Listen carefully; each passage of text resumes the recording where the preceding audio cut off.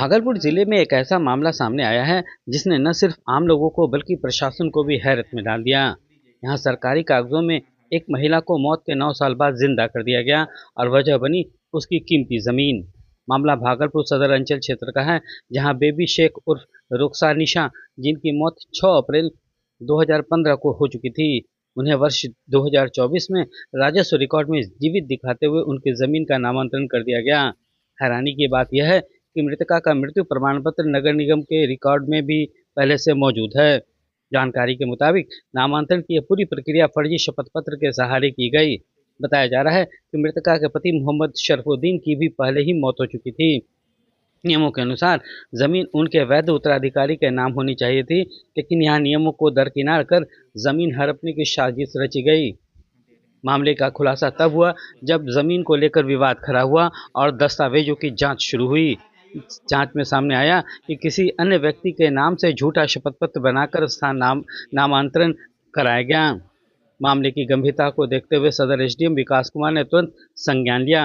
उन्होंने जगदीशपुर अंचल अधिकारी और संबंधित थाना प्रभारी को पूरे प्रकरण की जांच कर दोषियों पर सख्त कार्रवाई के निर्देश दिए हैं।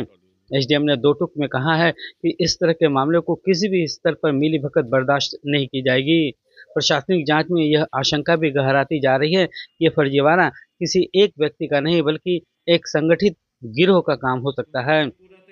स्थानीय लोगों ने प्रशासन से मांग की है कि जिले में पिछले कुछ वर्षों में हुए सभी नामांतरण मामलों की जांच कराई जाए, ताकि ऐसे और फर्जीवाड़ों पर से पर्दा उठ सके। अब सवाल यह है कि जब मृत महिला को कागजों में जिंदा कर दिया गया, तो राजस्व व्यवस्था में और कितने ऐसे राज दफन हैं।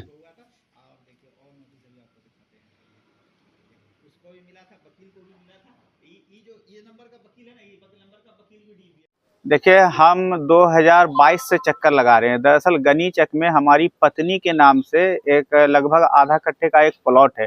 उसके बगल में एक पीसीसी सड़क थी जिसको नगर निगम ने बनाया था, और नगर निगम की सड़क पर हम रास्ता खोलना चाह रहे थे तो पड़ोसी ने हमें रोक दिया रास्ता खोलने से। जिस मामले को लेकर के जो तत्कालीन एसडीओ थे यहाँ के धनंजय कुमार, वो स्पॉट पर गए थे और उन्होंने आदेश भी पारित किया था, लेकिन विपक्षी जो थे उनके आदेश को नहीं माने और कोर्ट में जाकर के चुनौती दे दिए। तब हमने इसकी कागज की पड़ताल शुरू की कि जो हमारे जो पड़ोसी का जो कागज है तो वो कितना सत्य है। तो जब हमने इसकी कागजों की पड़ताल की, तो जब इनका मोटिशन हो गया तो हम उस कागज को जब चेक किए नेट पर के जा करके, तो पता चला कि इन्होंने एक शपथ पत्र दिया है। तो अब जब उस शपथ पत्र के अंदर जब मैंने बारीकी से उसे देखा तो मालूम हुआ, जब समाज में पता किए, तो ये महिला तो 2015 में ही मर चुकी है, उसकी मृत्यु हो गई थी और उन्होंने शपथ पत्र 2024 में दिया था। तो आप ही बताइए कि ये कैसे संभव है कि जो महिला 2015 में मर चुकी है वो 2024 में कैसे जिंदा होकर के शपथ पत्र दे सकती है। तो इसकी शिकायत हमने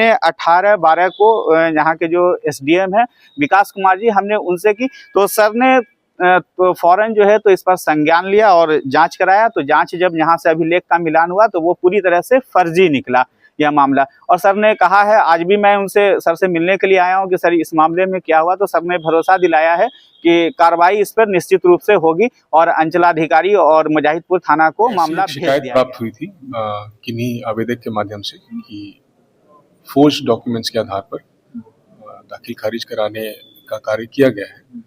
तो ये कुछ वर्ष पहले का मामला है। उनकी मृत्यु 2015 में ही हो गई थी, लेकिन उनको तथाकथित रूप से जीवित दिखाते हुए और दाखिल खारिज का कार्य कर दिया गया है।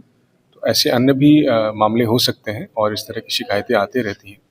तो जिसको संज्ञान में रखते हुए ऐसा नहीं होना चाहिए और किसी को भी ऐसा करने से पहले ये सोचना चाहिए कि ये कानूनी रूप से बिल्कुल अनुचित कार्य है, जिसमें उनको सजा हो सकती है और कड़ी कार्रवाई के वो भागी बनेंगे। इस तरह का कार्य यदि कोई अटेम्प्ट भी करते हैं तो उनको ये सोचना चाहिए, रिकंसिडर करना चाहिए। गलत कागजात के आधार पर कोई भी सरकारी कार्य कराना बिल्कुल एक अनुचित है और वो गलत ही है और इसमें कार्रवाई होती है। इसको हम लोग अभी जांच में दिए हैं और रिपोर्ट आ जाने दीजिए, इसमें कड़ी कार्रवाई करेंगे। ब्यूरो रिपोर्ट, अपना दानापुर न्यूज।